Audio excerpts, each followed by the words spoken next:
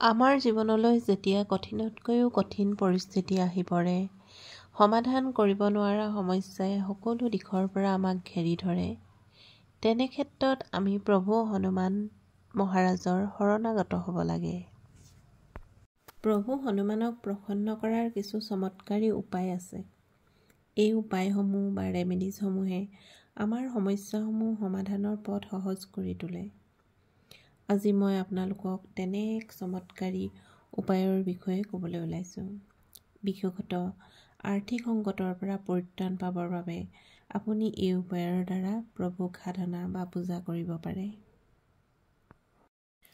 আজি মই আপোনালোকক দীপমালা সাধনাৰ বিষয়ে ক'বলৈ ওলাইছোঁ, যি অত্যন্ত শক্তিশালী আৰু ফলপ্ৰসূ উপায়।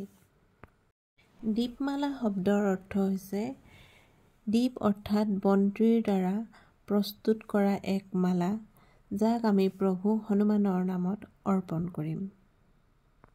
অত্যন্ত গুৰুত্বপূৰ্ণ কথা এইটোৱেই যে এই সাধনাত ব্যৱহাৰ কৰা দীপসমূহ বা বন্তিসমূহ বা চাকিসমূহ আপুনি মাটিৰ বা পিতলৰ চাকি ব্যৱহাৰ কৰিলে নহ'ব। ইয়াক আপুনি আটাৰ পৰা প্ৰস্তুত কৰি ল'ব লাগিব। প্ৰত্যেক দিনৰ বাবে আপুনি নতুন নতুন চাকি প্ৰস্তুত কৰি ল'ব। পুৰণা চাকি ব্যৱহাৰ নকৰিব বা আগদিনাই প্ৰস্তুত কৰি নথ'ব। এতিয়া আহকচোন আমি এই উপায় কেনেদৰে কৰিম বা এই সাধনা কিদৰে আৰম্ভ কৰিম ইয়াৰ মাজলৈ যাওঁ। এই সাধনা আপুনি শনিবাৰৰ দিনাৰ পৰা আৰম্ভ কৰাটো একান্তই প্ৰয়োজন। সন্ধিয়া 5 বজাৰ পৰা ৰাতি 11 বজাৰ ভিতৰত আপুনি এই উপায় কৰিব পাৰে। আপুনি ইয়াক মন্দিৰত কৰিব পাৰিলে ভাল, কিন্তু যদি মন্দিৰ যাবলৈ অসুবিধা হয়, তেন্তে আপুনি ঘৰৰ পূজাস্থানতো এই উপায় কৰিব পাৰে। শনিবাৰৰ দিনা সন্ধিয়া গা পা ধুই পবিত্ৰ হৈ প্ৰভু হনুমানৰ চৰণত এগছি আটাৰ বন্তি প্ৰজ্বলন কৰিব। প্ৰথমে শ্ৰীৰাম নাম জপ কৰিব আৰু নিজৰ ইচ্ছা ব্যক্ত কৰি 3 বাৰ হনুমান চালিচা পাঠ কৰিব। প্ৰসাদ হিচাপে ফল মূল বা মিঠাই অৰ্পণ কৰিব পাৰে। দ্বিতীয় দিনা অৰ্থাৎ দেওবাৰে একেধৰণেৰেই আপুনি পূজা কৰিব, কিন্তু চাকিৰ সংখ্যা বঢ়াই দিব, অৰ্থাৎ 2 গছ আটাৰ চাকি প্ৰজ্বলন কৰিব। ঠিক তেনেদৰে সোমবাৰে 3 গছ, মঙলবাৰে 4 গছ, বুধে 5 গছ, বৃহস্পতিবাৰে 6 গছ, শুকুৰবাৰে 7 গছ আৰু শনিবাৰে 8 গছ চাকি প্ৰজ্বলন কৰিব।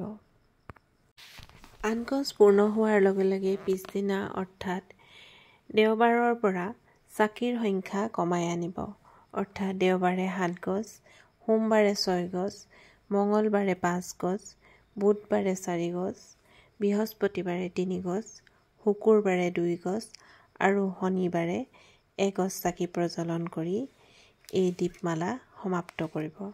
অৰ্থাৎ শনিবাৰৰ পৰা শনিবাৰলৈকে আপোনাৰ দীপমালা পূৰ্ণ হ'ব। প্ৰত্যেক দিনাই শ্ৰীৰাম নাম জপ কৰিব আৰু নিজৰ মনৰ ইচ্ছা অৰ্থাৎ আপুনি যি মনোকামনা বা যি সমস্যা লৈ প্ৰভুৰ নামত এই দীপমালা অৰ্পণ কৰিছে, সেই ইচ্ছা স্পষ্টভাৱে ব্যক্ত কৰিব আৰু 3 বাৰকৈ হনুমান চালিচা পাঠ কৰিব। বিশেষভাৱে ধ্যান ৰাখিবলগীয়া কথাটো হৈছে যে ব্যৱহাৰ কৰা চাকিসমূহ পেলাই নিদিব।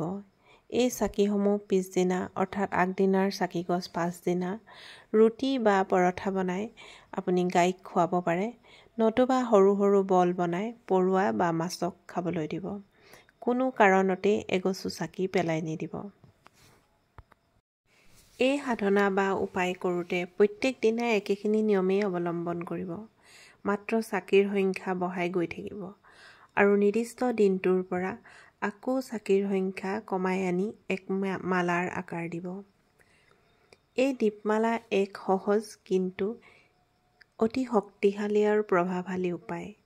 আপুনি যদি অত্যন্ত ভক্তি, বিশ্বাস আৰু শ্ৰদ্ধা সহকাৰে প্ৰভু হনুমানক এই দীপমালা অৰ্পণ কৰে, তেন্তে 16 দিনৰ ভিতৰতেই প্ৰভুৱে আপোনাৰ সকলো বন্ধ ৰাস্তা খুলি আপোনাক পথ দেখুৱায়। ভক্তি সহকাৰে এই উপায় কৰি চাওক আৰু প্ৰভুৰ কৃপা লাভ কৰক। ভিডিঅ'টো যদি ভাল লাগে তেন্তে লাইক কৰিব, চেনেলটো যদি ছাবস্ক্ৰাইব কৰা নাই তেন্তে ছাবস্ক্ৰাইব কৰিব আৰু শ্বেয়াৰ কৰিব। ধন্যবাদ।